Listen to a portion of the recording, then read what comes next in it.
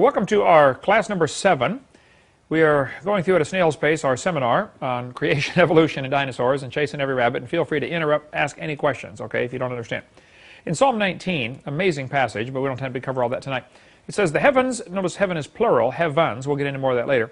The heavens declare the glory of God, and the firmament showeth his handiwork. It's interesting, the Bible claims that the very creation shouts out the glories of the Creator. The evolution theory has the sun and stars evolving before the earth. God said real clearly he made the earth before the sun and stars. People say, how did they have light before the sun? Well, the first 13 verses of the Bible, there is light, but there is no sun.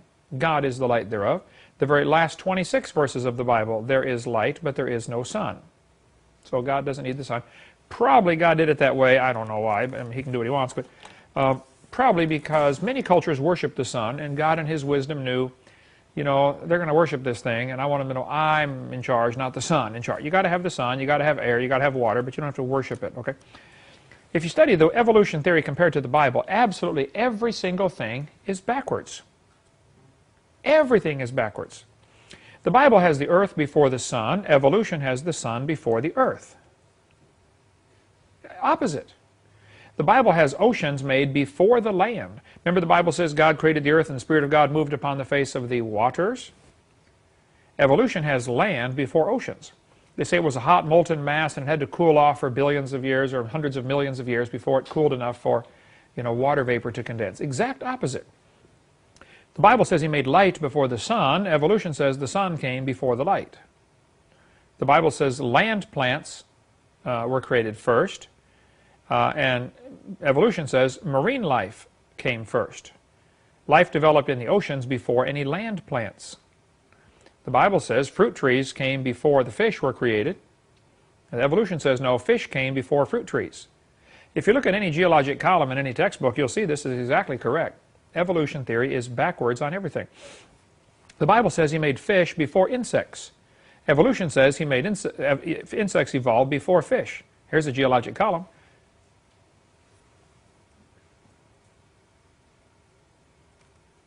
Insects came after fish. I got this one backwards, don't I? I got to go back and change that. Okay. Evolution has fish evolving, what, 300 million years ago, and insects coming 150 million years ago. I think I need to change that one. According to Genesis, the creeping things were created before the fish. Look at Genesis chapter 5. Let me put a question on that, and I may have to modify 0.6. I think I have got them reversed here in the wrong one. Because evolution has insects after, fish before insects. Evolution says. Genesis, I'll go back and look at that one. Let's finish the rest of these here. The Bible has plants before the sun. Plants on day 3, sun on day 4. Evolution has the sun created, you know, billions of years before the earth even came around. So it's backwards on the order of creation. The Bible has marine mammals coming before land mammals. Things in the water made first on day 5, marine or land mammals made on day 6. Evolution has land mammals first, and then they evolve back into the ocean. Think about that. Evolutionist says, oh yeah, some fish came up out of the water, evolved legs, walked on land, turned around, went back into the water, and became a whale. Evolved onto land and then evolved back. The Bible has birds before reptiles. Evolution has reptiles before birds. Again, go back and look at the geologic column. The ones they publish in the textbooks. You'll see that's exactly what they do teach. It is backwards to the Bible. The Bible says the atmosphere was between 2 layers of water, and evolution says the atmosphere is above the water. The Bible says, these are the 2 most important ones, these last 2. If you don't get anything else, get these. The Bible says man brought death into the world. What does evolution say? Death brought man into the world. How did we get here? Oh, billions of things died before they slowly evolved into man. This is probably the most critical and most dangerous difference between the 2 religions. Creation and evolution are both religious worldviews. But the death brought man into the world. Charles Darwin in his book said, I'm bewildered. He wrote to a friend. He said, I had no intention to write atheistically, but there seems to be so much misery in the world. He said, from the war of famine and death, the most exalted object we're capable of conceiving, the production of higher animals follows. Darwin thought death was the process that drove the whole thing to work. Now think about it. If one animal evolves a little better than the rest, what must happen to the rest of them in order for this to work? They all got to die. I mean, if you got one cow that evolves just a little bit better, whatever, now the rest of them have to die, or else the new improved cow model is blended back into the population. It's lost. So you have to get the inferiors to die. This is exactly what Adolf Hitler thought. And he thought he was going to speed up the process by finding out who the inferiors are and eliminating them. Let's just speed this up a little bit. And of course, history tells us what happened. The Bible says God created man. What does evolution say? Man created God. Isn't that what the evolution theory would teach? There is no God. Man created him. We need a God. And they have their whole theory of how God evolved from, worshiping rocks and stumps and trees to finally, monotheism. And, they got it all backwards, exactly backwards. People say, couldn't God use evolution to create? These two theories could not be more different. I don't see any way they could be more different. They are just exactly the opposite. Could God use evolution to create? Well, the God that would need to use evolution is cruel, wasteful, and retarded. It is certainly not the God of the Bible. Think about evolution process. The God that would have to use that is cruel. Isn't it cruel to have animals that are, partially developed and inferior and going to struggle and die? The whole evolution process of struggle and death is contrary to the Christian God. Exactly the opposite. The God that would use evolution is wasteful. How many bazillions of animals had to die in order to get this thing to work, I mean, it's just a wasteful process. And it's retarded. There's no direction to it. Just things kind of, meander on the way they want to go. And there's no goal. There's no goal in mind. They're just, let it evolve. That is certainly not the God of the Bible. And we'll cover much more on that on video 7 in about 6 years when we get there on the theistic evolution. Those people who try to say God used evolution are, first place, it's not what the Bible says, okay? There's no evidence for evolution anyway. So why compromise a good book with a dumb theory? I don't understand why they want to do that, okay? No evidence for it. And it is not the God of the Bible. So when I get into a discussion and people say, well, I believe God used evolution, I say, well, look, you're welcome to believe that. However, you need to understand, you're not talking about the God of the Bible. You might be talking about God like Osama bin Laden talks about God, but that's not the God of the Bible. He's got a different God than I do, okay? The Mormons have a different God than I do. Just because somebody says the word God does not mean they're talking about the same person that is the God of the Bible. So, no, God did not use evolution to create. There's no evidence for evolution anyway. Okay, cover much more on that on video number 7. Psalm chapter 8. I love this psalm. The whole psalm is amazing. David said, when I consider thy heavens.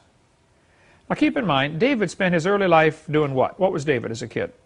Shepherd. Shepherd. You get a lot of time to lay out there and consider the heavens. I mean, lots of time.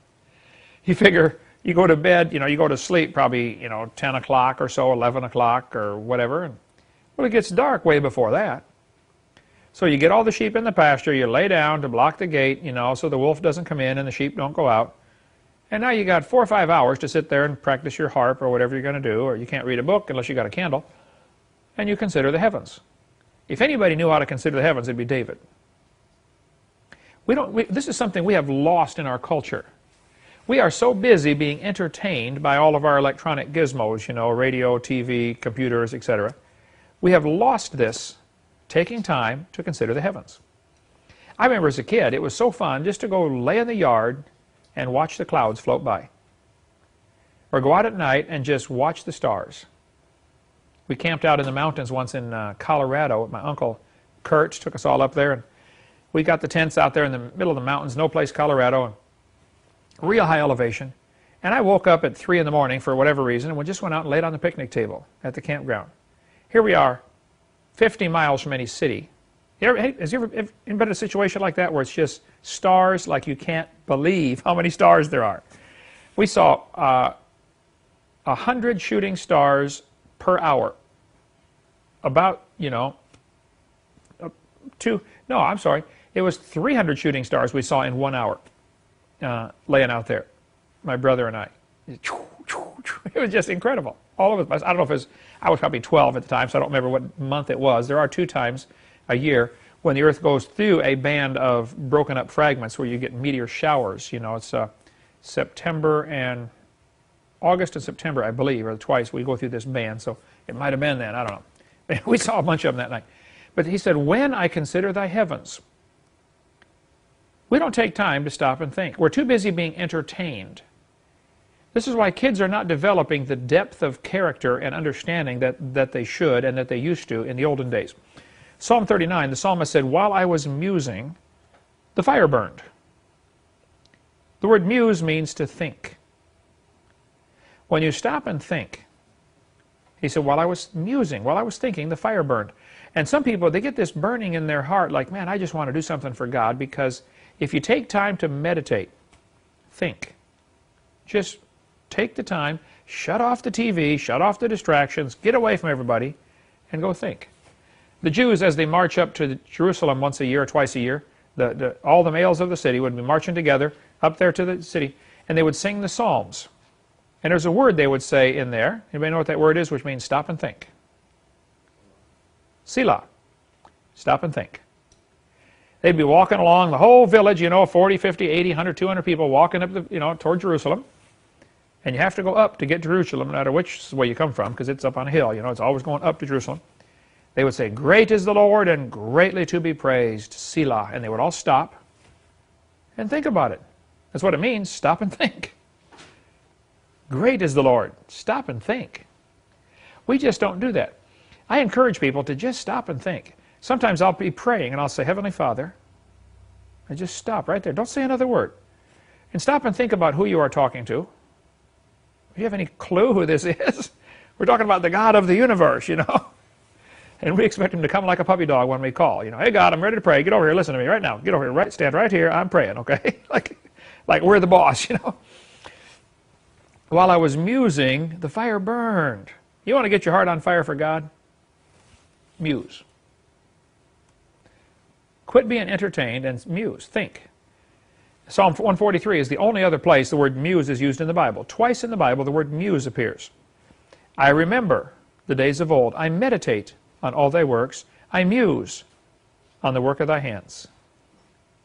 This is an example of the Hebrew parallelism where they would say the same thing twice for emphasis, We do the same in English. We say, wow, did you see that guy? He was huge. He was big. We use different words, okay? We don't say he was huge, he was huge. We say he was huge, he was big. We would use a different word for emphasis to show, wow, that car was fast. It was incredible. It was, like lightning. We use a different way of saying really the same thing for emphasis. The Hebrews did that continually all through the Bible, Hebrew parallelism, where they say the same thing twice for emphasis. He's talking about, I meditate on thy works, I muse on the work of thy hands. Muse and meditate would be very similar things here. Stop and think. We just don't take time to meditate. There was a king died so the story goes. I don't know if it's true or not. It's a good story. I'll tell it. All I know is it's a good story. Whether it's true or not, I don't know. This king died. His son was in his late teens, and he was going to become the king. And as the son went into the queen, his mother, and said, Mom, I'm the new queen, and the custom is, for the queen to give me, advice. What would you like me to do? I'm going to be the king now. And she said, well, son, I just have one request. He said, oh, this is going to be great. She said, I want you to spend 30 minutes a day, first thing in the morning, thinking. Don't have any distractions, no music, no friends, just 30 minutes, sit and think. He said, well, that'll be easy. Oh, great. He's going off, and first day, he's thinking about the big party he's planning that night. I'm the king now, I'm going to have all my friends come in, we're going to have a big party. And second day, he's thinking about whatever parties and, what to build next for his kingdom.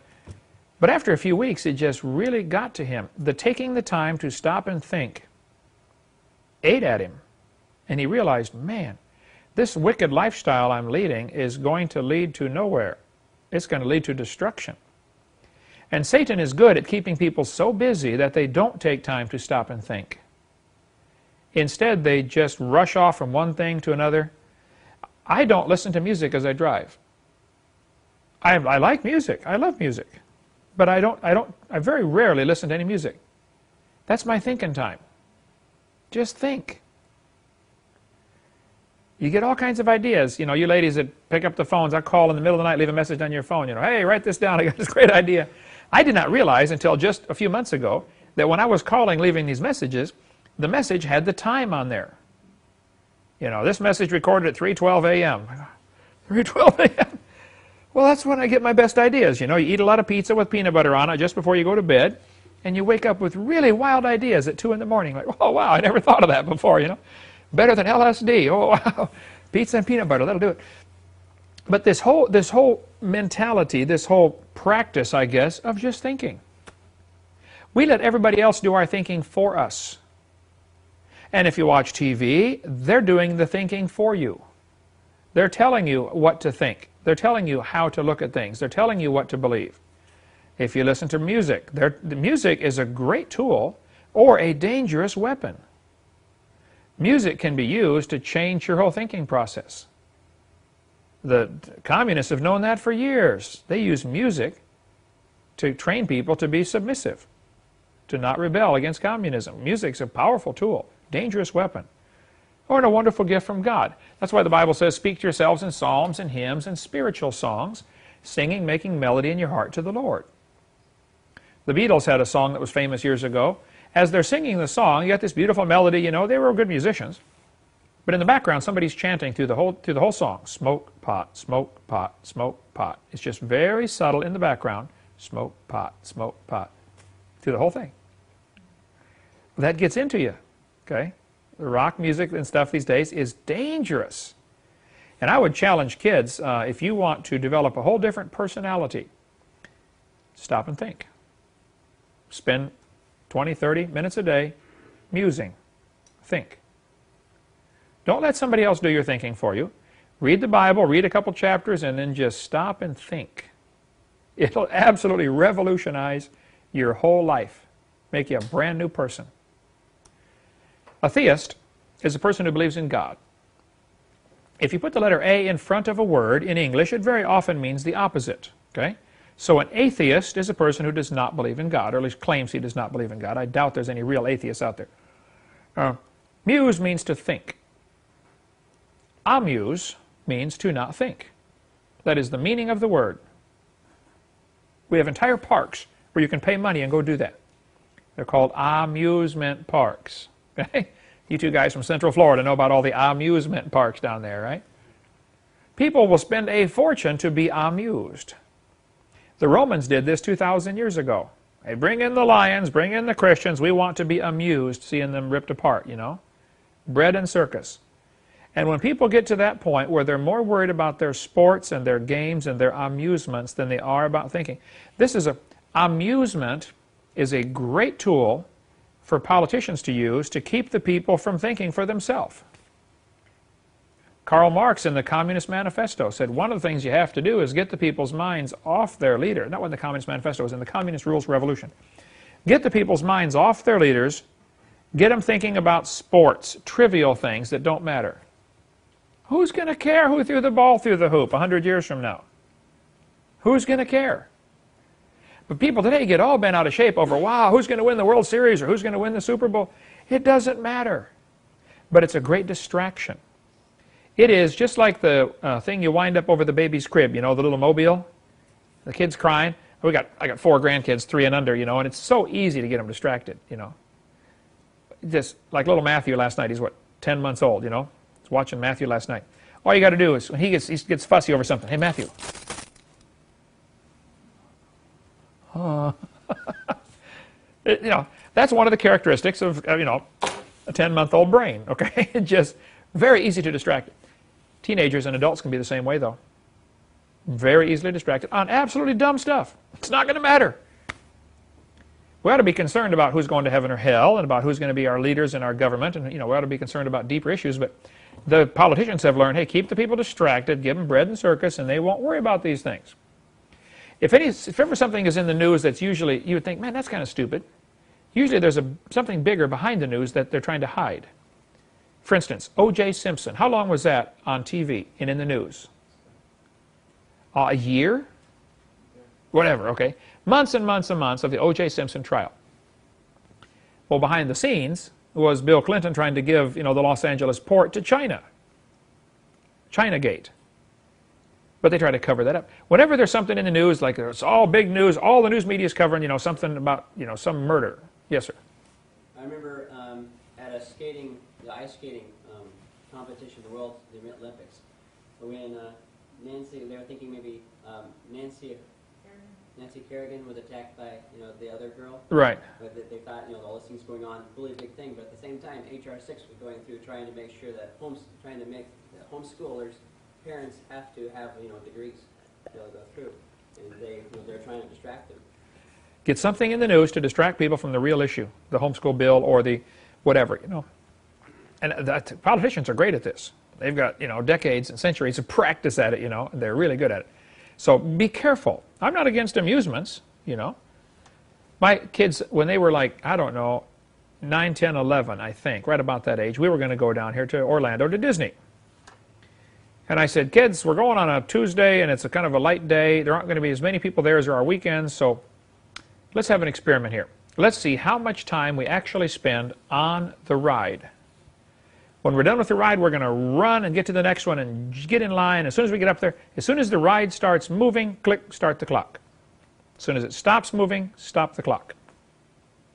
We were there for 12 hours trying to see how much time we could get in. Anybody want to take a wild guess how much actual ride time we had in 12 hours? An hour? 29 minutes. You know how much action time there is in an average Major League Baseball game? Not standing at the mound, not winding up. I mean, actual action. 11 minutes. In a Major League ball game, which takes, what, 2 or 3 hours, We just get amused over the dumbest things, and it's distraction. Disney's got it down to a science. I mean, when you run to get 30 minutes of ride time in for, what?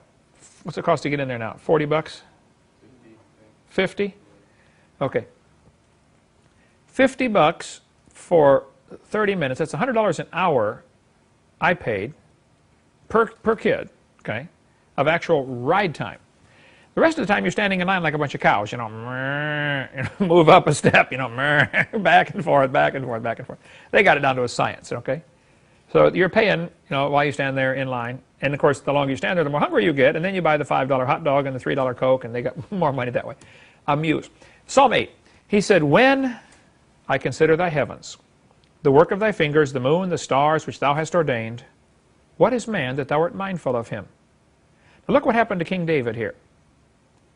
When I consider the heavens, the work of thy fingers, the moon, the stars, what is man that thou art mindful of him? When you start looking at what God has done, you start realizing how insignificant we are. And I tell parents, you better go home and look in your kid's bedroom. And if what you see all over the walls are pictures of sports heroes, you better stop and think what you're doing to this kid.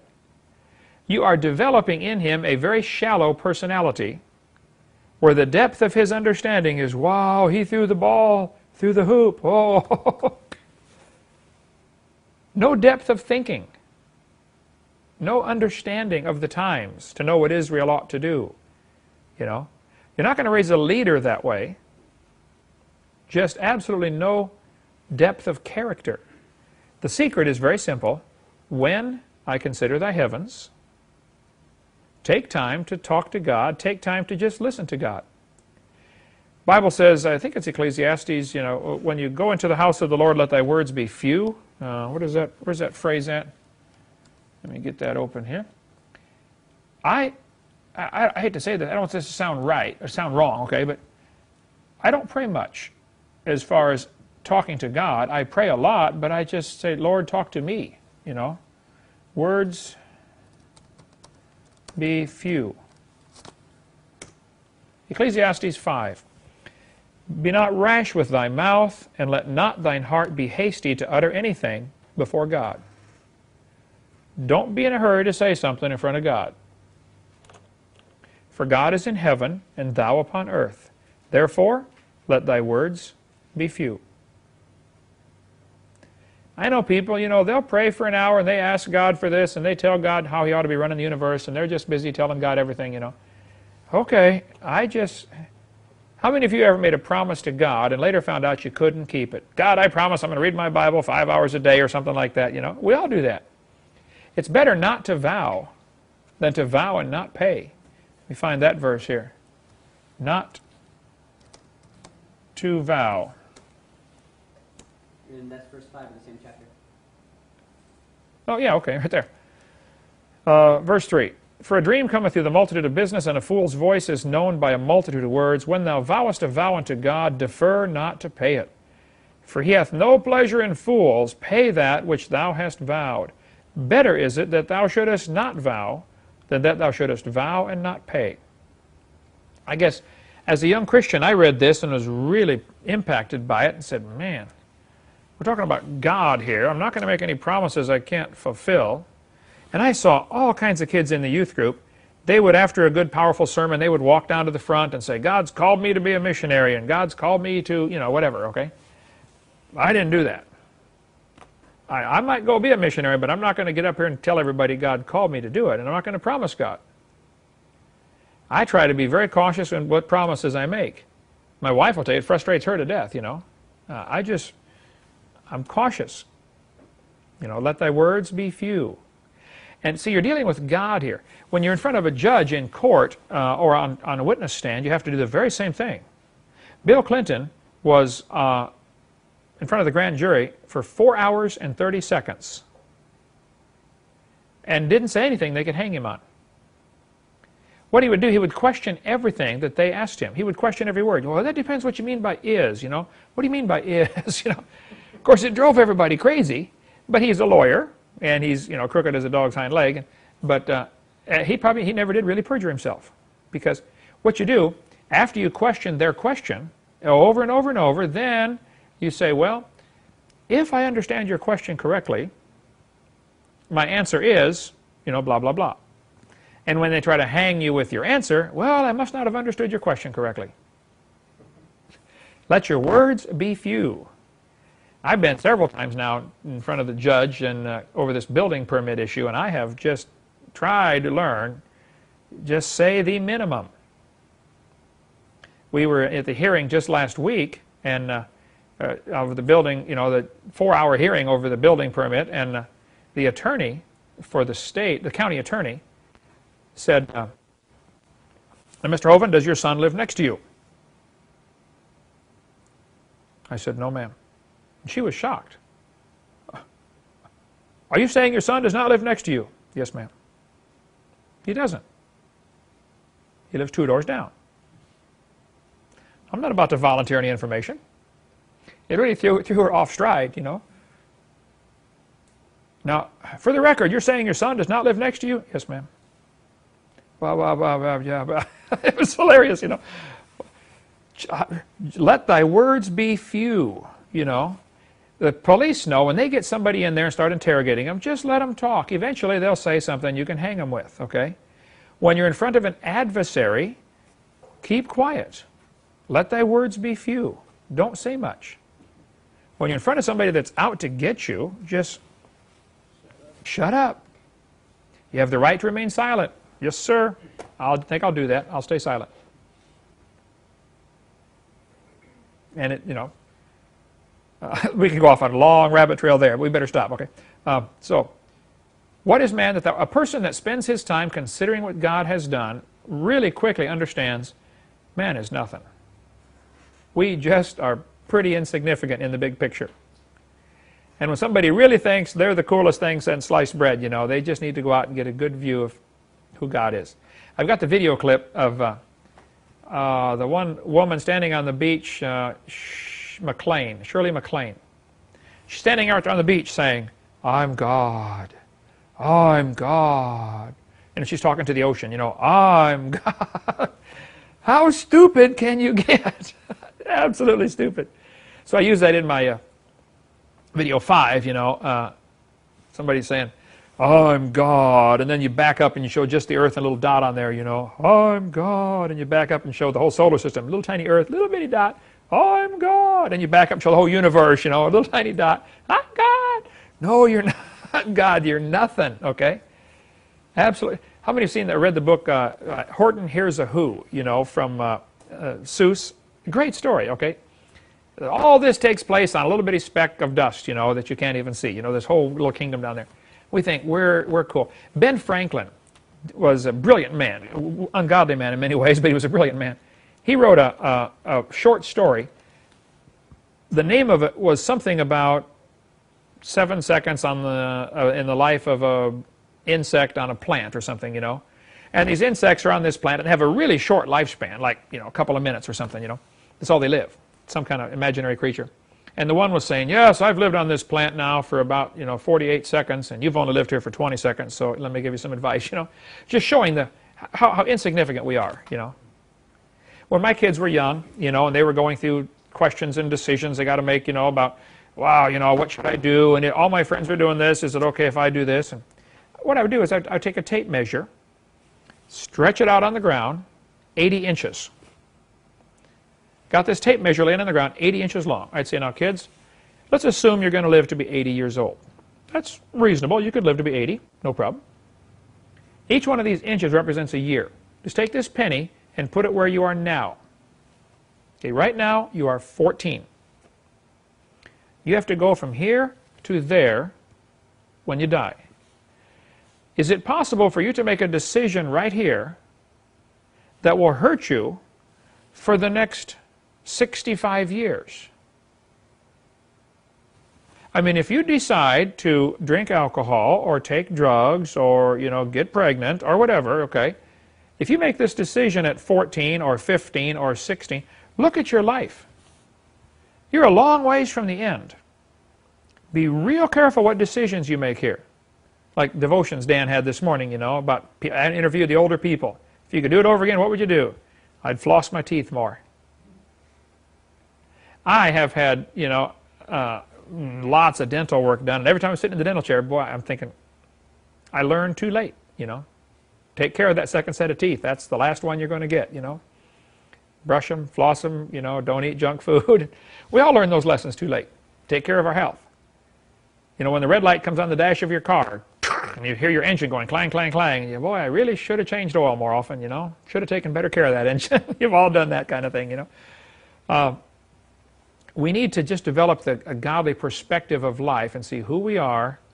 And, we got this, I got one life. I don't know when mine's going to end. I'm 52. Okay, let's assume I live to be 80. Well, then I'm 2/3 done. People say, Verhoeven, you're always going. Why don't you slow down and rest? Man, my life's nearly over. I got a lot more to get done yet. They're going to put on my tombstone, so much to do, so little done, farewell, That's it, One friend of mine in South Florida, he collects epitaphs off of tombstones. Has some hilarious ones. One guy's name was Pease, P-E-A-Z was his name. And on his tombstone it said, here lies the body of old man Pease beneath the shadow of the trees. But Pease ain't here, it's just the pod, because Pease shelled out and went to God. Pretty cute. This pastor down there that does this, his name is Don Strange, and he is, Don, yeah, he's a strange guy. Great guy. He said, Brother Hovind, when I die, I want a blank tombstone, just nothing on it, blank. People are going to walk by and say, wow, that's strange. It's got hundreds and hundreds of those things. Anyway, how did we get off on all that? Okay, tombstone, baseball. Take time to consider what God has done. As a kid, my parents bought me a microscope. One of the best gifts ever. I would take, it wasn't a real powerful one. It had 30, 60, and 100, I think, were the options, okay? It wasn't super powerful. But I spent so many hours looking at things through that microscope. I just look at everything. Look at a dollar bill, look at a hair, look at a piece of cloth, look at a piece of rug, look at a hair off a dog. How's a dog hair compared to a human hair, Spend hours and hours and hours, hundreds of hours, just looking through the microscope at everything. Start off with a magnifying glass. My mom and dad were just really good teachers, and they taught us, all of us kids, to just enjoy learning, Whenever we traveled, as a kid, we took a vacation. Every year went somewhere, all piled in the Volkswagen, and drove clear across country, and we would stop and see everything. You know, go see the world's largest ball of yarn or ball of baling rope in Darwin, Iowa. I mean, Darwin, Iowa has probably a population of 8 or whatever, you know. There you drive off the road and it's got the sign, you know, world's largest ball of baling twine or whatever it was, you know. And I got a picture of me standing next to the world's largest. I mean, it's huge, just, you know, 10, 12 feet tall, you know. Why would people do that? Make the world's largest ball of baling yarn or wire or rope? But we saw it, okay. World's largest acorn, the world's, you know, just traveled, saw everything. But a whole different depth of personality when you just stop and think and learn to enjoy what God has made, other than the ball of yarn. But we'd go see Grand Canyon. Go see the Grand Tetons, you know. Go see things. Shut off the TV. Just go see what God has done. Take time to consider the heavens. The last estimate, in 2003, the Hubble took a bunch of pictures called Deep Field, what was the picture, the name of the, Deep Space. I forget the name, it doesn't matter. They took a whole bunch of pictures of one spot in space. The spot was about the size of a grain of sand held at arm's length. You hold a grain of sand out there at arm's length. They focused on a spot that big for 10 days and took hundreds and hundreds of pictures of that spot. They counted how many stars in that spot and then calculated based on how many of those spots would fit, you know, at that range to cover the whole heaven, and said there are enough stars out there that we can see. There are 70 sextillion stars. If you learn a little Latin, you can count to really huge numbers. You got mono, bi, tri, quad, quint, sex, sept, oct, nov, dec. So a septillion has 70 sets of zeros. A septillion has 7 sets of zeros plus the original 1,000.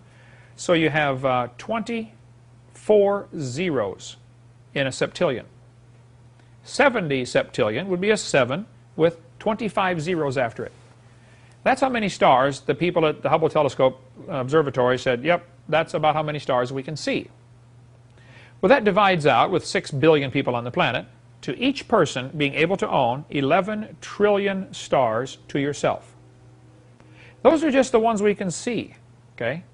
That doesn't count the ones we don't know about. That's a lot.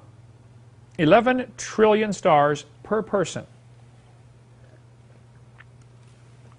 I think we should take time to consider the heavens.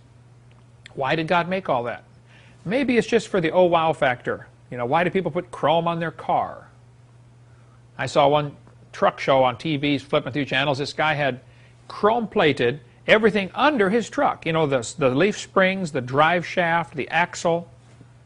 Of course, you can't see it under the truck, so he cut the bed out of the truck and put a big piece of plexiglass in there so you could see his chrome plating. Of course, now you can't use the truck to haul anything because you're going to scratch the plexiglass. Duh. I mean, absolutely stupid. But why do people put chrome plate, all that stuff? Why do they have chrome bumpers on a car and chrome stripes and pinstripes and all? It's just for the, oh wow, that's cool, you know. God, the ultimate owner of everything, has infinite amount of money. It's no problem for him to go, hey, you want to see the oh wow? Watch this. Step outside in the dark night. Get away from all these lights. Wow. But we sometimes can't see the stars because there's too much city light. There's just too much light in our eyes, you know. And I don't think we really see the importance of God and His creation because we've got too many things distracting us. We're too worried about the new shoes and the new car and, you know, the new house and the, you know, we're focusing on the wrong stuff. Once in a while you need to clear your eyes and just get away from all this distraction. As a kid, I was a real loner, and I used to go out and camp out by myself. Just take my little tent, go out in the woods, camp out, and just lay down and just watch the stars. And think. No radio, just think. And that can be discouraging, especially if you're not a Christian. But if a person will do that for a while, like the young prince, just take 30 minutes a day and go think. Man, pretty soon you're going to be a good king. You're going to think about what's important. You know, this party I'm planning tonight is really not important. In the big span of things, this is not important. Take time to think. The Bible says, speak to the earth, and it shall teach thee. Job 12. Interesting passage. The Earth. Well, the Earth is like a big magnet. Magnets lose their strength over time. You buy the magnet, go on your refrigerator, you know, John loves Mary. And about the time the magnet starts sliding down the refrigerator, your love for Mary also starts, you know, sliding down, and you go look for somebody else, you know. Magnets lose their strength. The Earth's magnet has lost 10% of its strength in the last 150 years. A guy named Gauss, G-A-U-S-S, I believe is the spelling. Don't trust me on that one, believe me. But Gauss is the guy who developed a method of measuring how strong is the Earth's magnetic field. And they actually measure magnetic strength in how many Gauss it is. You can get a Gauss meter, okay? The Gauss meter developed, you know, how strong is the magnetic pull? You've all seen magnets, you know, you get them close together, all of a sudden, bam, and you cannot pull them apart. I was at a science center one time and they had this, you know, electromagnet where you hold a piece of metal on there and you pull it off and then you hit the button and hold it on there. Bam! And you can't pull it off. You know, you can get a team of horses trying to pull that thing off. It just won't come. Big, powerful electromagnet. Well, magnetic fields are measured in Gauss, and the Earth's magnetic field has been observed and measured for the last 150 years, and it has declined 10%, which is very significant. There was a teacher of physics at the University of Texas, El Paso. He died several years ago. His name was Thomas G. Barnes. Thomas G. Barnes, physics professor, UT El Paso, he was a creationist, did a lot of studies on the Earth's magnetic field. He wrote papers for the government. He studied the Earth's magnetic field, did a lot of research on this. He said there is no possible way the Earth is even 25,000 years old. If you go back in time, the magnetic field would be stronger. Quite obviously, it's losing strength, okay? It's lost 40% in the last 1,000 years. Now, that number is only known from what's called paleomagnetism, where they test the magnetic strength of a rock that formed, like a lava flow, that formed 1,000 years ago. How strong is the magnetic field in those rocks? Because then if the magnetic signature is kind of locked in to rocks at that time. But Astronomy in the Bible, a book we sell in the bookstore by Donald DeYoung, has a good article about that. ICR, Institute for Creation Research, has a lot of information about this.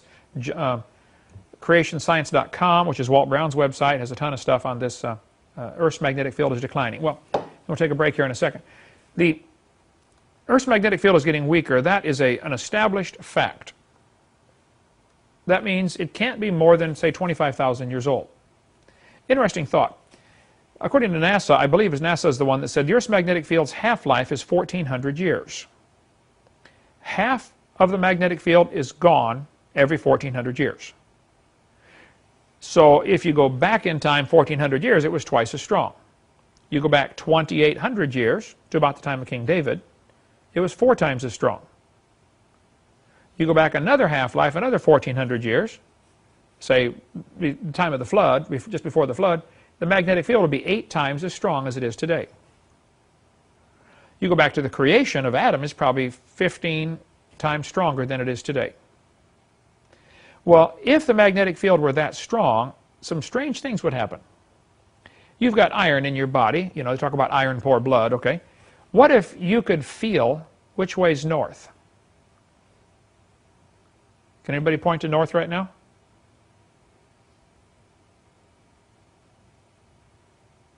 Got 3 say that way. Josh, you going with the crowd, or you think that's north? I think that's north.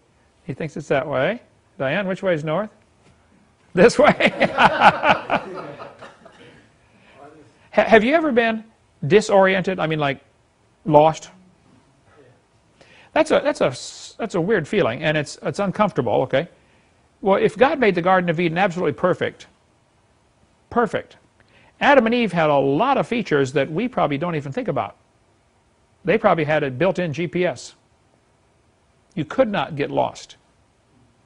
You always knew exactly where you were in relation to the Earth, based on the magnetic field. Birds navigate by the magnetic field. Bees go out and find the honey, come back, or go find the nectar and navigate by the magnetic field. The Pacific golden plover, little bird, goes to Alaska, mates, lays its eggs, hatches the eggs, raises the birds up, gets them to a certain size, says, okay, Junior, I'm taking off. Mom and Dad fly to Hawaii. Over 2,000 miles of ocean. 2 weeks later, Junior flies to Hawaii. Think about that. He's never been to Hawaii. He was conceived and born in Alaska. Do you realize if he's a half degree off in his navigation, he's going to miss Hawaii by, 300 miles? There's not much around Hawaii but ocean, okay? I've been there a couple times, okay? How could such a thing evolve? The Pacific golden plover. Well, we'll take a break, cover more on the magnetic field when we get back. But the Earth's magnetic field is a powerful indication the Earth is not billions of years old. It cannot be. Because if you went back stronger and stronger magnetic field, now it starts to generate heat. And it melts everything on Earth. The heat generated would have destroyed the planet 25,000 years ago. So how do they answer that? Well, we'll cover that when we get back from the break. Okay, let's take up where we left off here. The Earth's magnetic field is getting weaker. That is an established scientific fact. Which means, at the rate it is declining, it cannot be more than 25,000 years old. Now, for an evolutionist, of course, they're going to have an answer for this. What are they going to say? They're not going to admit it's less than 25,000 years old. That it's, no, well, that's one. The rate of change has not been the same. But they'll say, oh no, the magnetic field is reversing. It declines for a while, and then it reverses, and increases and declines, and they're reversing. The flipping magnetic field is their answer to this, okay? There is no proof of the Earth's magnetic field ever flipping. Okay, none. There's no even good theory how it could flip. But that's their answer to it. This also means carbon dating cannot work. We'll get into much more of this later, but give you a brief synopsis here. Radiation from the sun, primarily, some from the stars, comes through the atmosphere, hits nitrogen, which is the most abundant gas in the atmosphere. 80% of the Earth is, or 79% is 21% oxygen, 78% nitrogen, and a little bit of the other two gases, the other 6 or 8 to 10 gases in there. Well, the nitrogen gets bombarded by the cosmic radiation, and it turns it into carbon-14.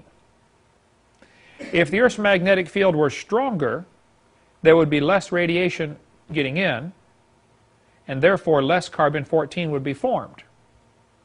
So plants and animals that lived under a stronger magnetic field would have less carbon-14 in them.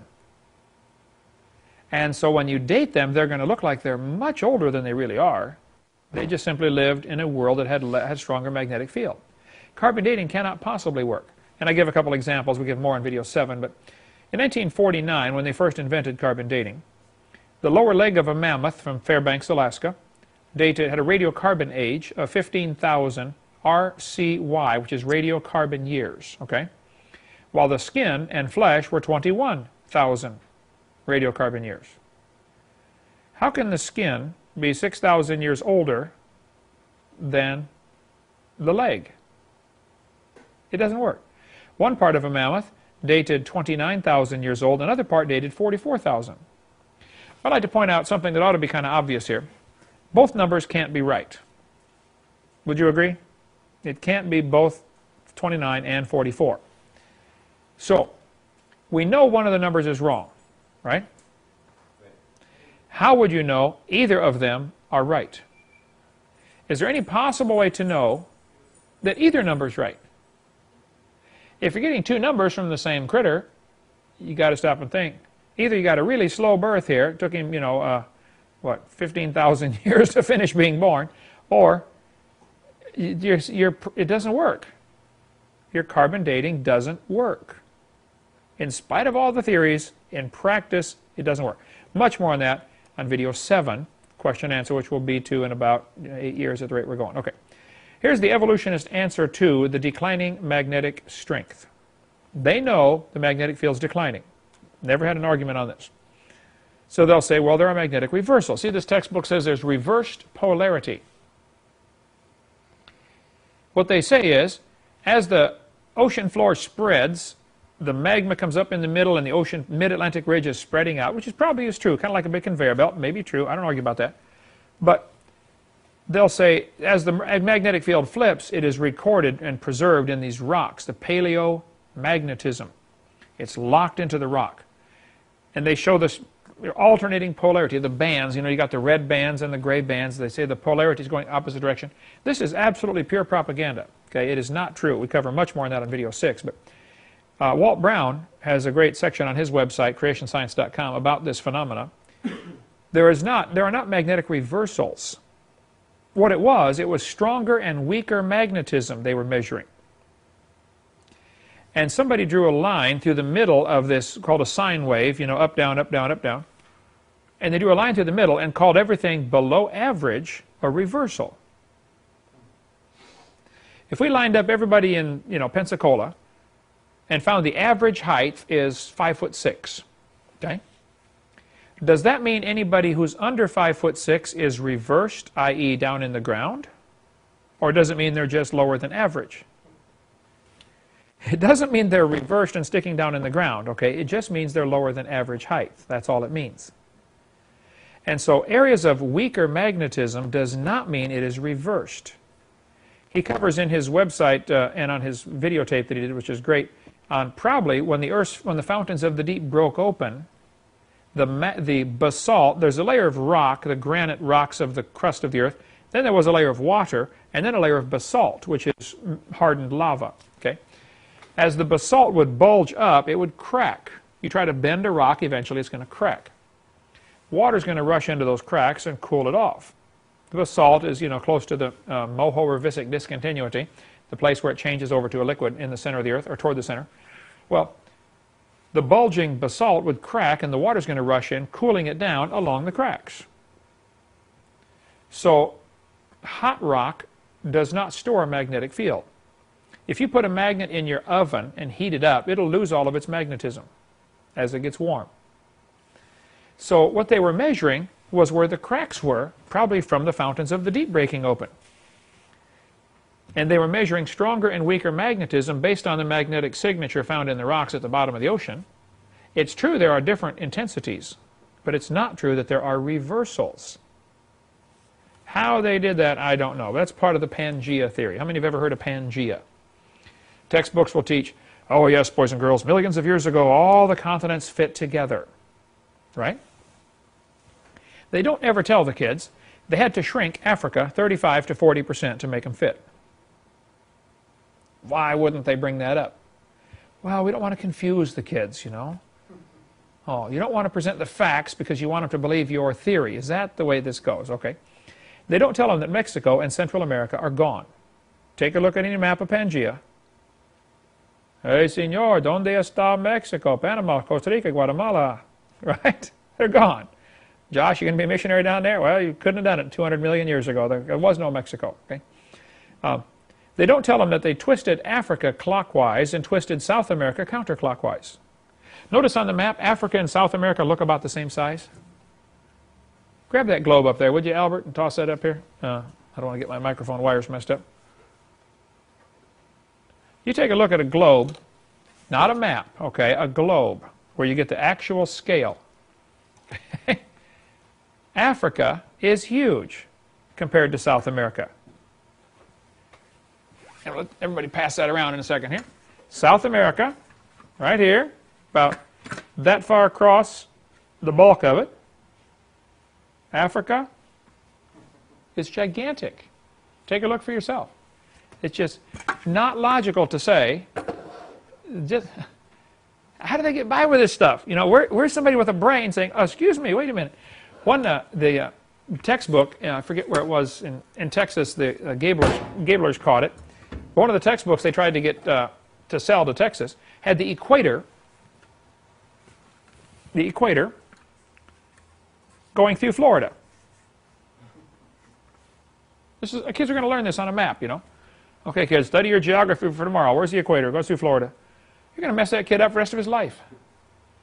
One of the textbooks had George Washington was Abraham Lincoln's vice president. Oh, only about 60 years different in time frame, you know. No, he wasn't. George Washington. Oh, brother.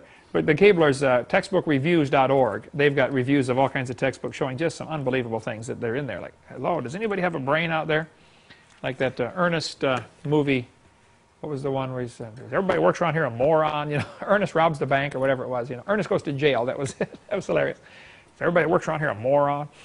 Well, yeah, they got to be morons. They made Africa the same size as South America. It is not. Okay? Hey, Diane, make a note for me to find out how many square miles Africa is, and I'll stick that on the map, and how many square miles all of South America is. Total square miles for each continent.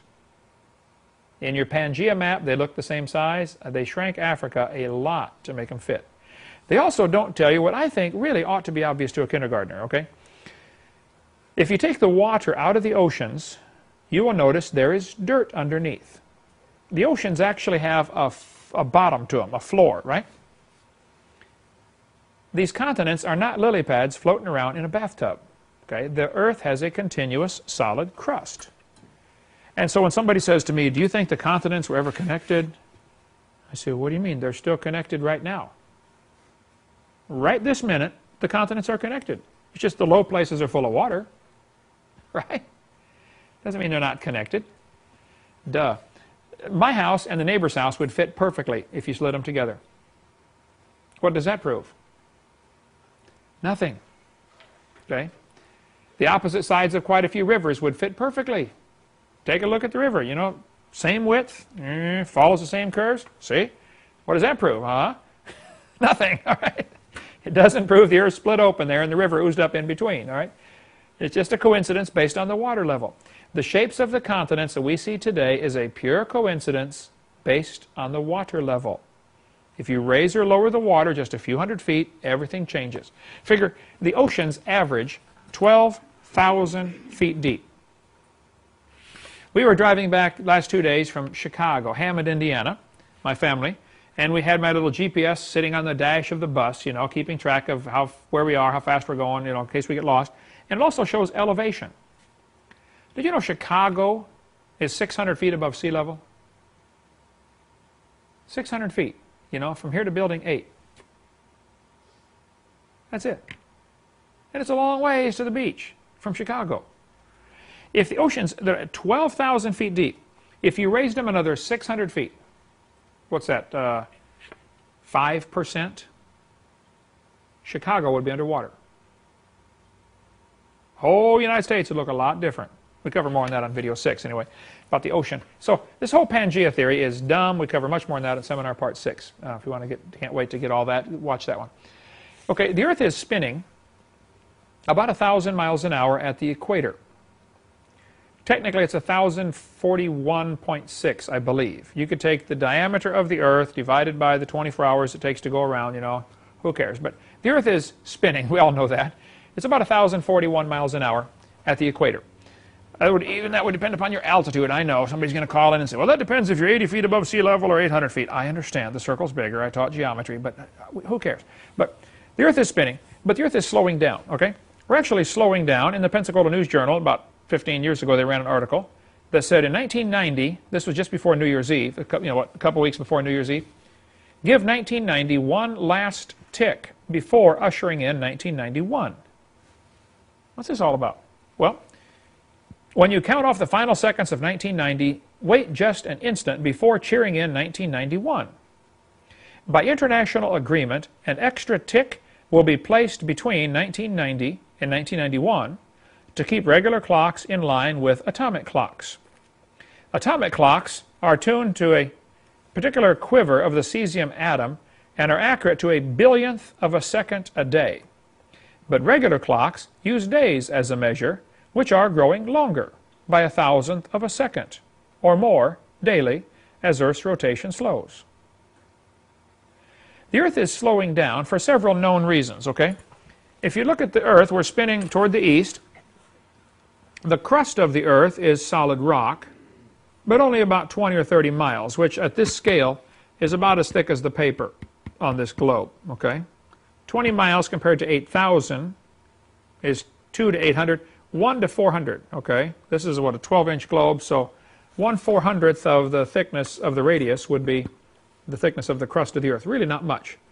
The Earth is about like a balloon, would be a good analogy. The thickness of the rubber compared to the balloon is about how thick the crust is compared to the Earth. The inner part, as far as we know, is liquid. Well, if I was spinning this thing and it was full of water, the liquid on the inside would create friction and quickly slow it down. Once you get the whole thing spinning, there is still a little problem with the movement of the liquid inside is going to be moving around as opposed to the surface, which is more rigid, the crust of the Earth. So the liquid center to the Earth creates a dragging motion on the spinning. It gradually slows it down. Two other things enter into slowing the Earth down. As the Earth spins, the moon is pulling the water up, called the tide. Well, as the Earth turns, that tidal bulge is constantly moving around the Earth, okay? We're turning toward the east, so the tidal bulge is going toward the west. For instance, Pensacola is going to get the tide a few minutes before Mobile gets the high tide, if all other factors are equal. Other things play into it here, like the shape of the topography of the land and all that, but who cares? Well, this tidal bulge, the tide washing up onto the beach, is a lot of water. It's heavy. You know, a gallon of water is 8 pounds, a cubic foot of water, 64 pounds. You get a few thousand bazillion gallons of water smashing up on the beach. Even though it slowly comes up and, you know, goes back down, that tidal bulge creates a braking action, slows the Earth down. The third factor that slows the Earth down is prevailing wind currents. Because the Earth is turning, hot air rises, so the air near the equator tends to go up. The sailing ships discovered this the hard way. As they're trying to sail back in the 1500s, you know, Columbus, 1492, sailed the ocean blue. As they tried to sail across the ocean, pretty soon they started to go across the equator. Let's go to South America. We'll see what they got down there. Let's steal their gold, you know. So as they started, when they got to the equator, the wind quit blowing. The wind is blowing just fine until all of a sudden they get to the equator and it just stopped. Sails went flat and they're stuck. It's called the doldrums. D-O-L doldrums, something like that. They hit this area and it's like, wow, what do we do now? Get out the oars. Let's row this, you know, 20 bazillion pound boat for the next 300 miles. It was a real problem until they discovered there are some currents they can ride to get across here. But in the days of sailing ships, it was a real problem. If you don't have wind, you're stuck. You've got a real problem on your hands. The reason was because the air is going straight up. The wind was blowing all right straight up, which doesn't do you any good. You can't use that for sails. At the North Pole, cold air sinks, so the cold air was dropping down. You open your freezer, you know, and the cold air rushes out to the floor. Hot air rises, expands, cold air sinks. So if there were no other factors involved, the hot air would rise off the equator, drift over to the poles, sink at the poles. The air would blow along the surface of the Earth toward the equator, rise up, make a great big loop. Problem is, it can't quite make it that far. So it's divided up into 3 loops called the Coriolis effect. We'll get into more of that later. But this wind is generally in Pensacola, the wind blows the same direction. You can watch the weatherman, you know, he says, oh, here comes the storms, you know, and typical based on the season, the rain or the wind is always coming from the northwest, or other seasons it's always coming from the southeast, you know. But these prevailing wind currents they slow the Earth down just a little tiny bit. Not much, but it's like the wind blowing on your car. You get up to a certain speed, it's 50, 60, 70, 80, 90 miles an hour, the wind starts to become a factor, and you start to lose gas mileage because there's so much wind friction to overcome. Well, the wind on the mountains isn't anything like that, but it's enough to slow the Earth down. So the 3 factors are the internal liquid core, the tide, and the prevailing wind currents. All of those act as a brake to slow the Earth down. That's been known for a long time, and it's been known that the Earth is slowing down. It would have to be slowing down, which raises a couple of questions. How fast can it keep this up? How long can it keep this up, I mean? At what point will it slow down to a dead stop? Oh, with a ball this big and this heavy, I mean, Earth weighs like 6 sextillion tons. It's going to take a long time to slow it down, to stop it. But obviously, quite obviously, it used to be going faster. Well, if the Earth was going faster, you start to create a problem. Here's Astronomy Magazine, June of '92. They said Earth's rotation is slowing down. To compensate for this lagging motion, June will be 1 second longer than normal.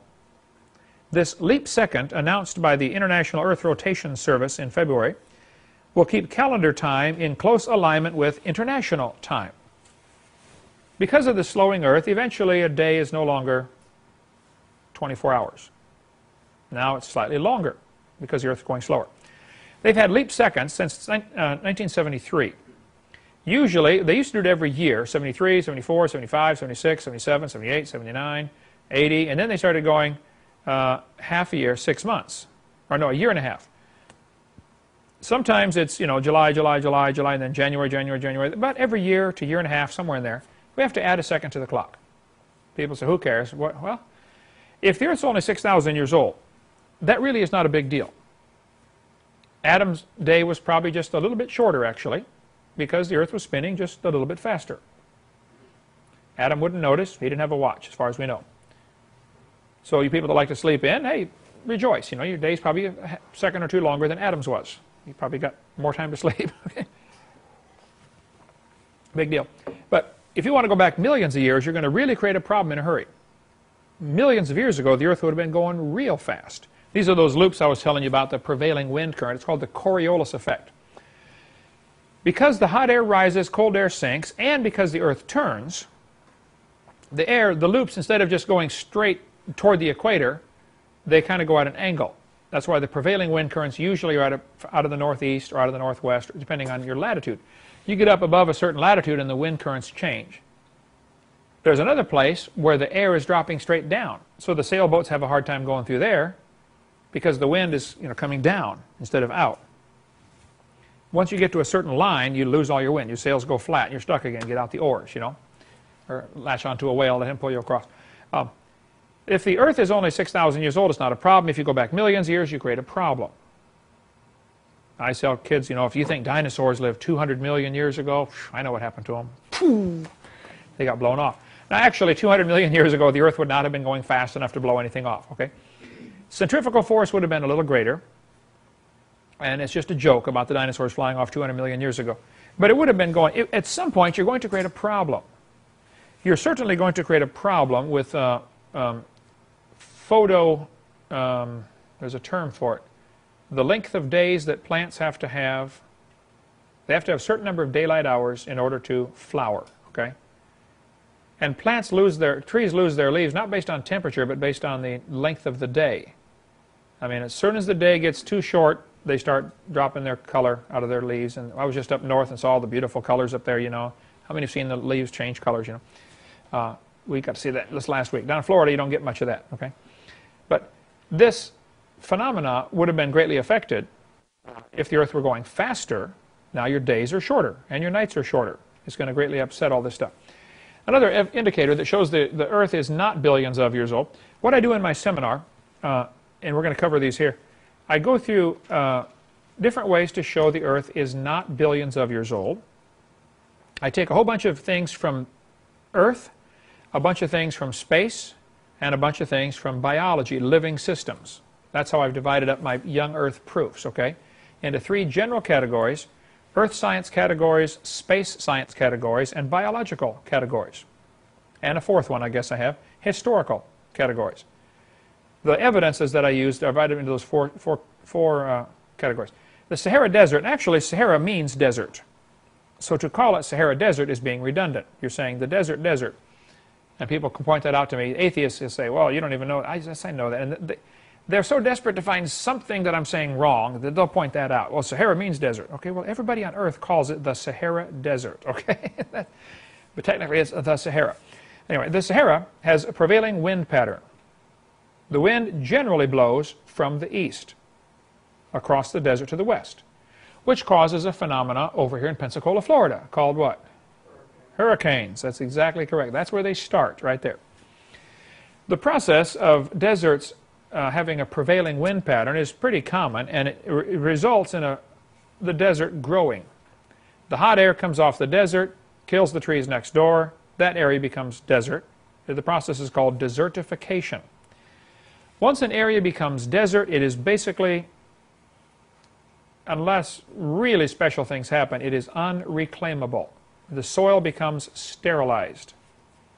You can take all the plants you want out to the Sahara Desert, stick them in there, and water them like crazy, and they will still die. There is no nourishment left in the soil. It's gone. It's leached out, bleached out, dried out, whatever happened to it, it's gone. So once an area becomes desert, it is really tough to reclaim it. It can be done, but it's very, very tough. A big study was done on Sahara Desert. It has been known for a long time. Sahara Desert is growing. Actually, today it grows 4 miles a year. They lose 4 miles every year to desert. Now think what that does to the farmers living along the edge. It is chaos. It is bringing unbelievable famine to Africa because of the desert. It is growing much faster than it would normally because there's people living along this edge. And they cut down the trees for their firewood. They cut down the trees to cook, you know. They cut down the trees for their houses. And now the desert doesn't have to kill the trees. The farmer killed the trees. Plus all the cows they're raising out there, you know, and overgrazing the grass. And bottom line is, they're speeding up the process by having so many people living along the edge. But it is causing real serious problems in Africa with desertification. They're losing thousands and thousands of acres of farmland every day just because of the desert growing. Even if there weren't people there, it would still happen, but it is happening faster because the people are, you know, doing what they're doing. Well, there's a group from Germany went in there and studied this for a while, and they said, you know, Sahara Desert's probably 4,000 years old. Okay, I would agree with that. There are historical records of, you know, people living in areas that now you just couldn't live there. Egypt, for instance, had lots of area that was not desert, that now is desert. So, for whatever reason, you know, God allowed this to happen. It's just a phenomena of the way the shape of the earth is and the way the mountains are and the way the winds blow. It happened. Okay, Sahara ends up growing. Well, it's interesting. If the oldest desert is 4,000 years old, I got a question. You know, if the earth is millions of years old, why isn't there a bigger desert? Or why hasn't it stopped growing? Run into a border someplace that it can't grow past. Well, the Bible says 6,000 years ago God made everything, and 4,400 years ago there was a flood. Destroyed everything. It's really hard to have a desert under a flood, right? Pretty tough. So I predict, just based on what the Bible teaches, that the oldest desert on the planet will be less than 4,400 years old. And when you look at the evidence, it is. Now this doesn't prove God made the world in 6 days, but this is one of those coins in the box, those bits of evidence that says, look, it can't be billions of years old. They're telling me the earth is 4.6 billion years old. Why is the oldest desert only 4,000? This, I suppose, could be similar or equated to a living organism, though it's not living, of course, but it's a process that we can observe. We can see it happening. We can calculate back in time a few thousand years with reasonable accuracy and say, we can tell about when this started. And it started about 4,000 years ago. Okay. That may or may not prove anything for the creation-evolution argument, but I point out this is no problem for the creationist, and it may be a problem for the evolutionist. They might have an answer for it, okay. But to me, it would be a stretch to fit that into the evolution theory. When you drill into the ground, you hit oil in some places. Oil wells can have pressure up to 20,000 pounds per square inch. Put that in your bike tires and watch what happens. I lived in East Texas, Longview, Texas, where there were 30, it's the smallest county in Texas. I forget how many, I think 30,000 oil wells in Gregg County, Texas. Smallest Texas county with 30,000 oil wells, I believe. There was one called the richest acre in the world in Kilgore, Texas, which is 15 miles away. When the oil was first discovered there, they had 28 oil wells on 1 acre, which is the size of a football field playing surface. 28 oil wells, pumping oil like mad.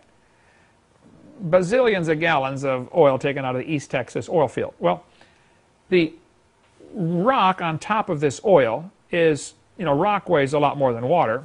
I don't know the number, but let's just say rock weighs, if a cubic foot of water is 64 pounds and rock is, say, 6 to 8 times heavier than that, you're talking, you know, 500 pounds for a cubic foot, 400 pounds probably for a cubic foot of rock. So let's just say 400 pounds per cubic foot.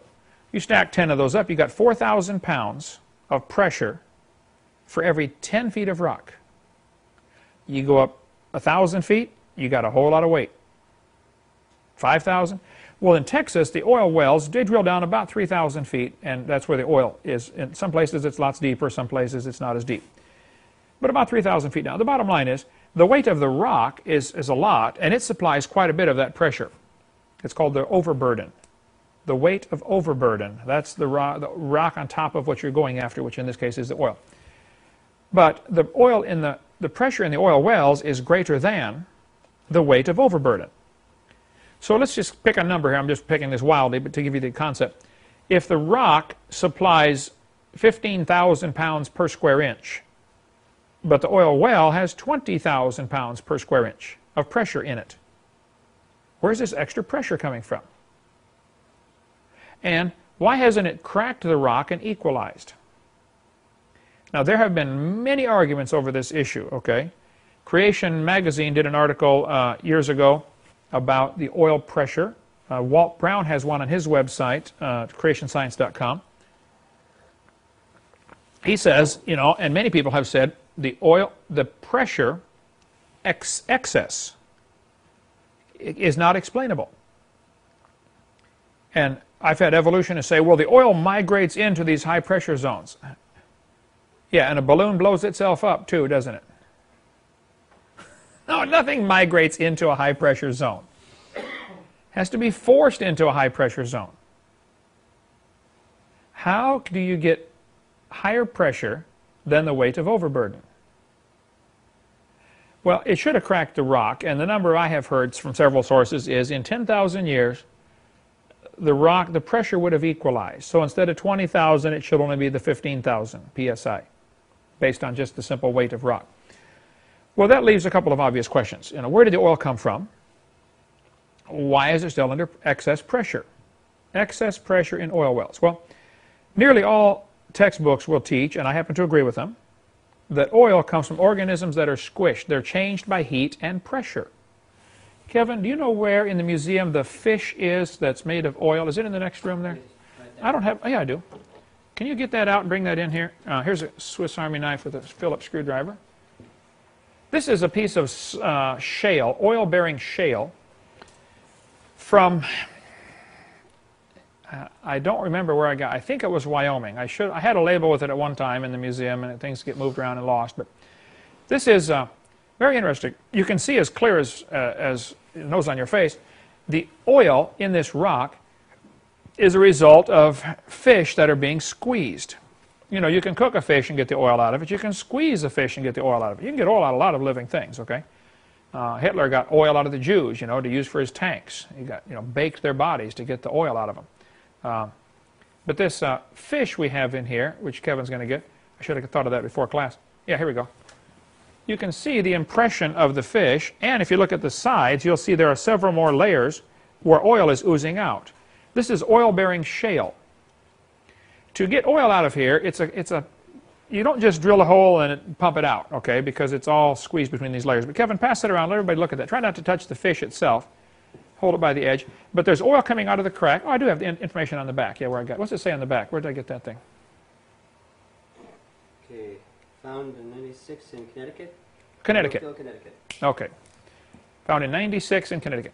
You can see the impression of the fish plain as day. There is no question, I guess, that some oil in the ground comes from organisms that are changed by heat and pressure. You get all these fish buried down there in the flood, because fish can drown, you know, in a flood. You get a lot of dirt in the water, they can't breathe through their gills, and they drown, okay? So the fish end up at the bottom. Now layers and layers of sediment get on top of them, squishes them, changes them into oil. You can see it there, plain as day. Does it smell like oil, Josh? It's been out for 10 years now, you know, but most scientists agree, like this textbook says, oil and natural gas both are thought to form from the decay of organisms that once lived in the sea, i.e. fish. There you got one, you can hold it for yourself. They're changed by heat and pressure. Well, I would agree. Oil comes from organisms that are squished by heat and changed by heat and pressure.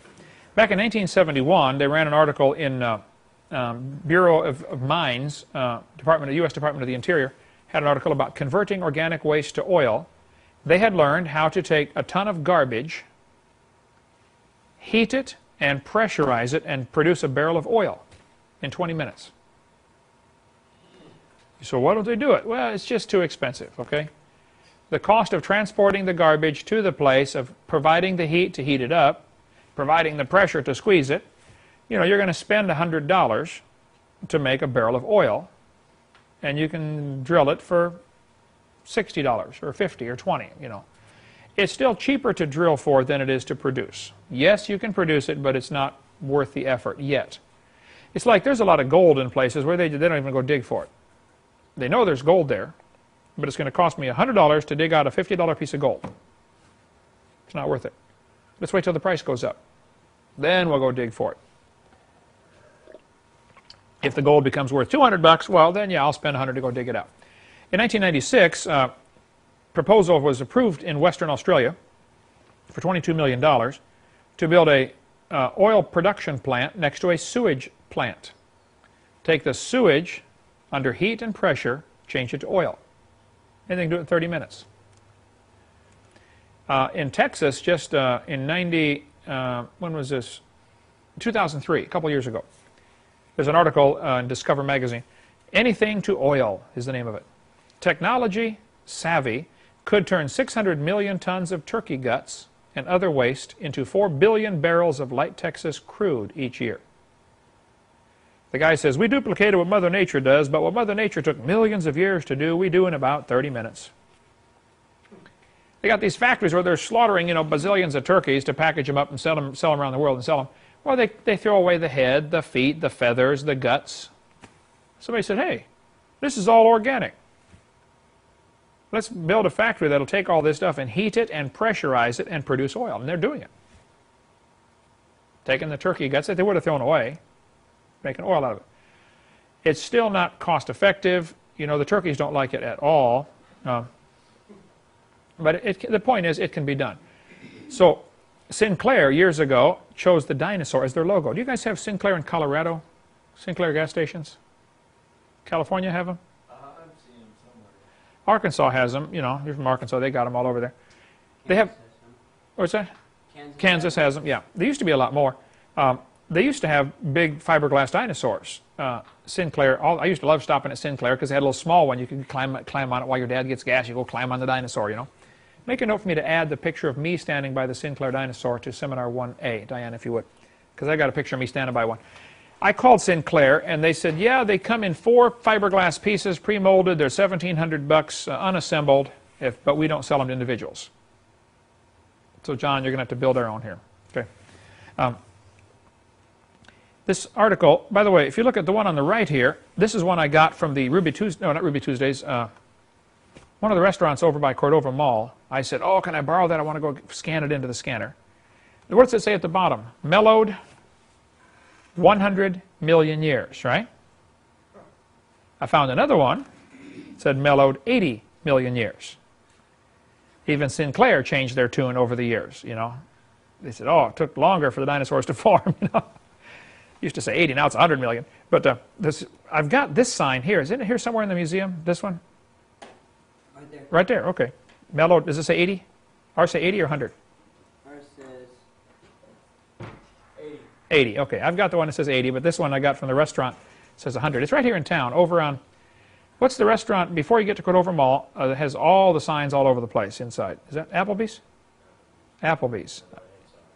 I think that's where this one is. Anyway, who cares? But mellowed 80 million, well, wait a minute. How did the oil get in the ground? Christians ought to have an answer for this. One of our jobs is to be ready always to give an answer, right? I believe about 6,000 years ago, God made everything. 400 years ago, there was a flood. In that flood, lots of critters drowned. And people. We have fossils galore in here of all kinds of things that are buried in rock. That's obviously sedimentary rock laid down by water. So during the flood, you got all kinds of things drowning, including all the people except 8 on Noah's Ark. I would be wildly picking a number to say probably 1 billion people drowned in that flood. That's just a guess, okay? It might have been 5. They might have had more people then than we have today. They had a lot more of the earth was habitable. They were living a lot longer. I mean, you could have a lot of kids in 800 years. much bigger families, right? And no reason to not have 100 kids per family because, man, you got the whole world. Property's free. No rent, no utilities. You don't have to get your kids an education so they can make it in life. Just have all you want. Everybody makes it in life, you know. But so I tell the kids, you know, next time you go to the gas station, you know, you can think about that flood. Say goodbye, Grandpa. You know, you should have listened to Noah. He told you it's going to rain. Now, when I was in Japan doing my seminar, they said, Mr. Hovind, you have to leave this out of the seminar because the Japanese worship their ancestors. You don't ever say anything bad about ancestors, and they're going to get really offended by that picture right there, goodbye, Grandpa. You know, they wouldn't ever think, oh, Grandpa's being pumped into my gas tank. Well, technically, it wouldn't be your grandpa. I know. It would be one of Grandpa's uncles, okay? Because Grandpa was Noah.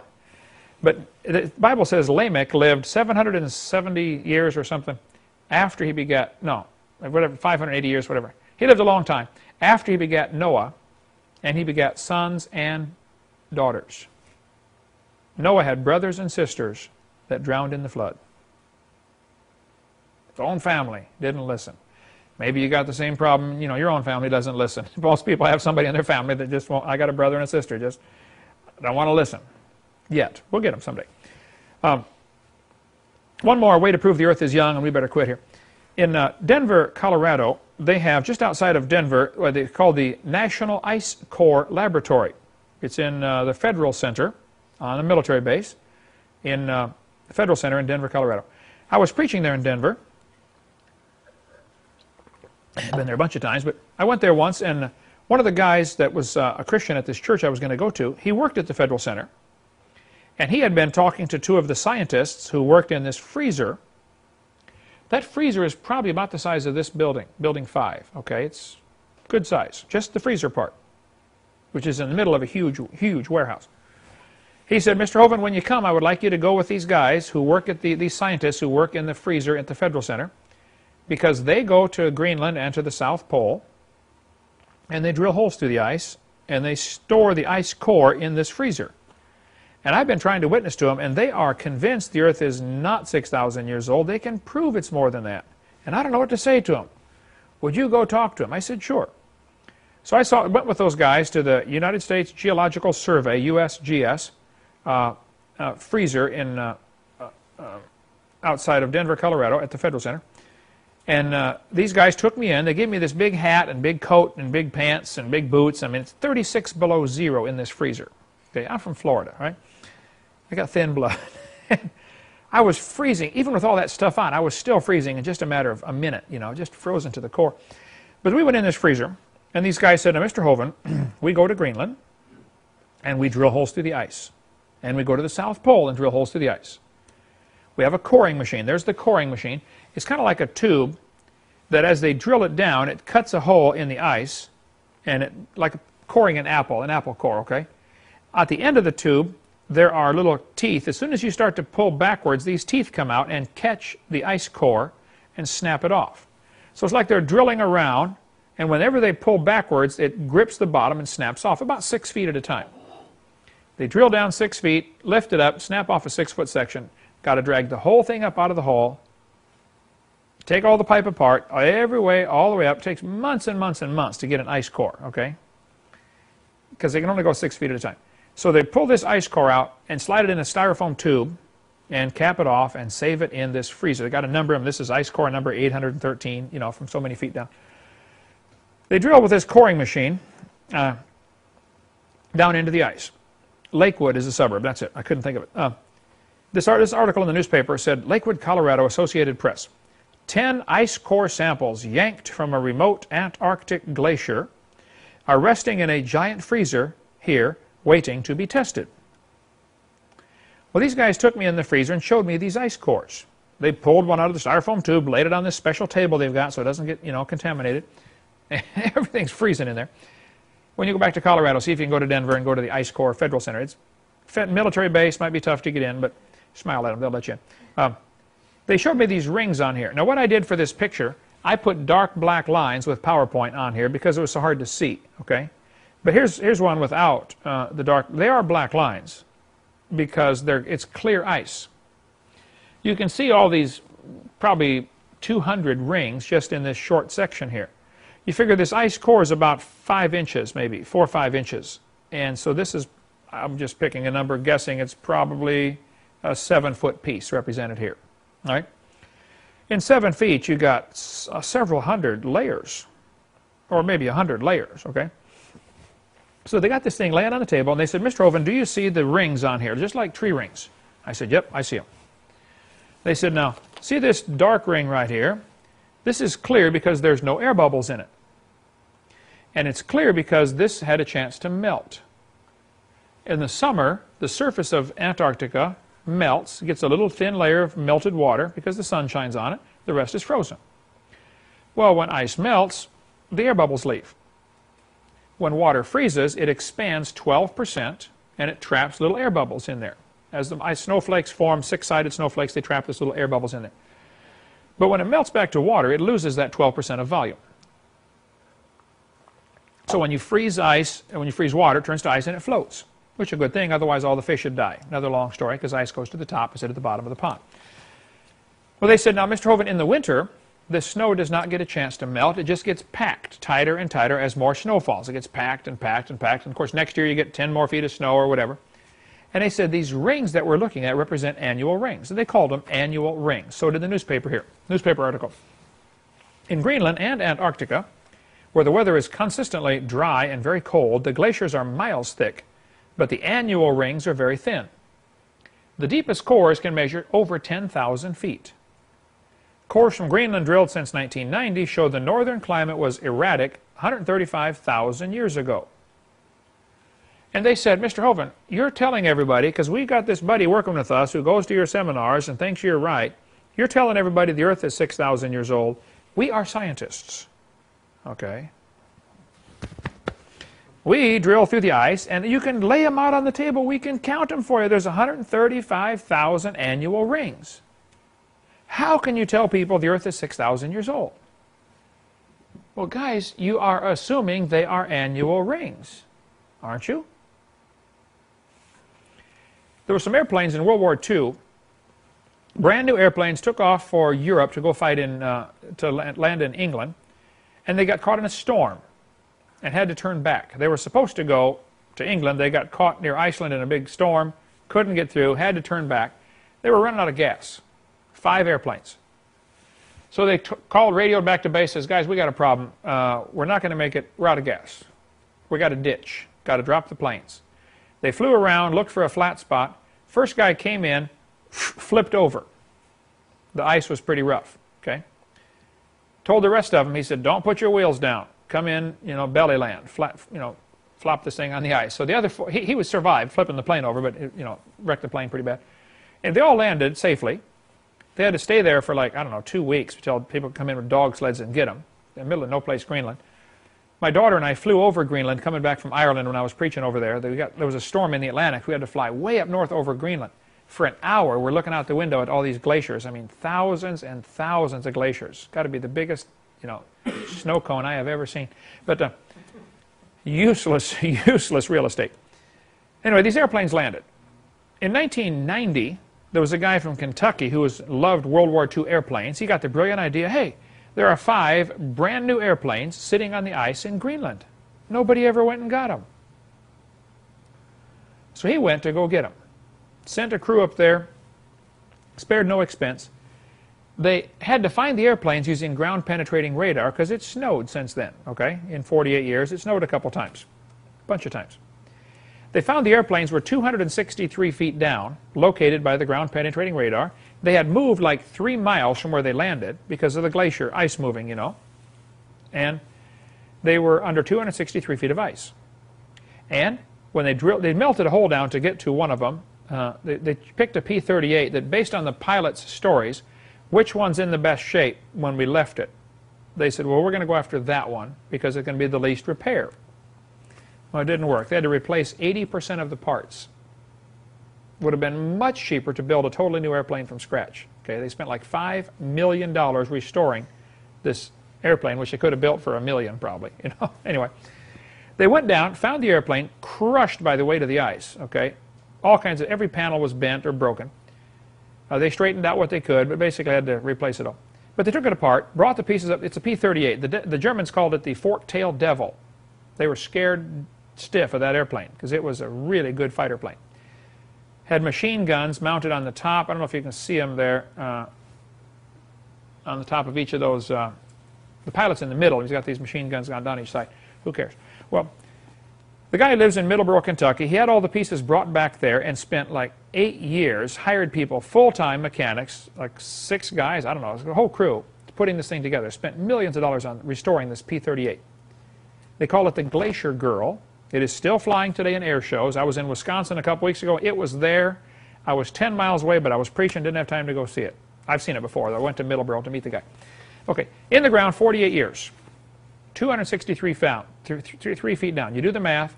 That's 5.5 feet of ice every year accumulates on top of these planes. 10,000-foot hole, the deepest they drilled, is 1,800 years worth of ice, not 135,000.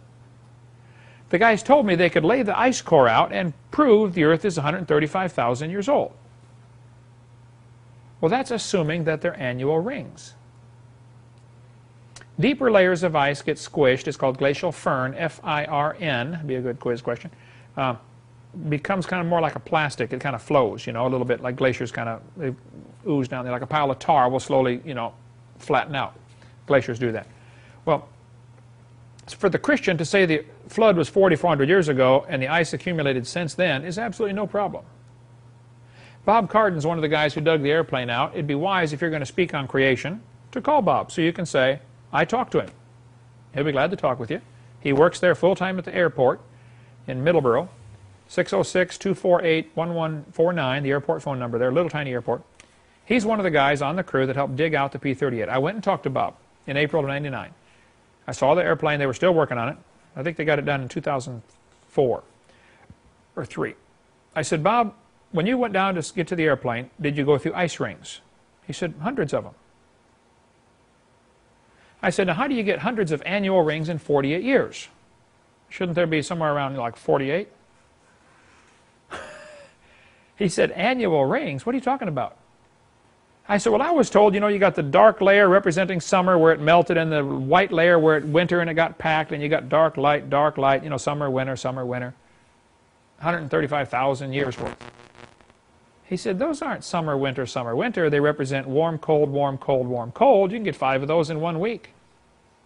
It gets warm for a day, cold for 2 days, get a lot of snow. Nothing to do with annual rings.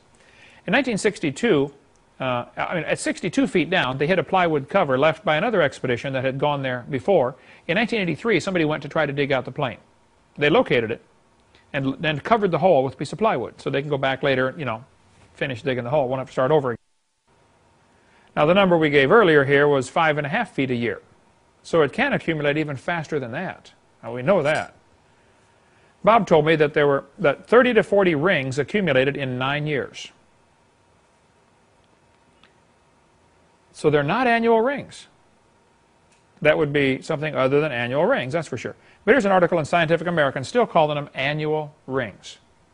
Either the guy's ignorant or he's lying. See, ignorance, you know, can be fixed. Stupid is forever, but ignorance can be fixed. The guy that works with the Eskimos told me, Dr. Hovind, I got 15 layers of snow on my car in 8 hours. Not 15 inches, 15 layers of snow. Eskimos have over 40 words for snow. What else is there to talk about? Anybody, like on the ski slopes, you know, you guys, and Nikki, you know about the different types of snow. There's all different types of snow, and they got to watch for that for avalanches. You know, if you get packed snow on top of slippery snow, you got an avalanche hazard, you know. So anyway, who cares? But the fact is, it is not correct to say that the annual rings would prove the Earth is more than 6,000 years old. Quite the opposite. The ice cores prove the Earth is not more than 4,400 years old since this big flood. One of the many, many indicators. We'll cover more of these next week.